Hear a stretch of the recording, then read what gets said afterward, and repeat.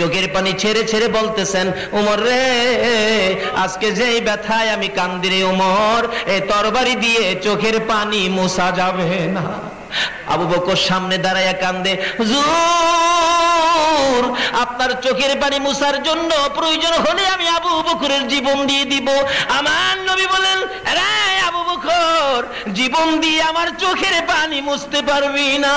এমনি সময় হযরতে উসমান গনি রাদিয়াল্লাহু তাআলা আমার নবীর সামনে দাঁড়াইয়া দাঁড়াইয়া কান্দে, ইয়া রাসূলুল্লাহ বলুন আপনার চোখের পানি কিসের বিনিময়ে মুছতে পারবো বলুন। ইয়া রাসূলুল্লাহ বলুন, আমি আবু বকর নয়, আমি হইলাম উসমান গনি, কোটি কোটি টাকার মালিক। বলুন আপনার চোখের পানি কি দিয়ে মুছতে পারবো।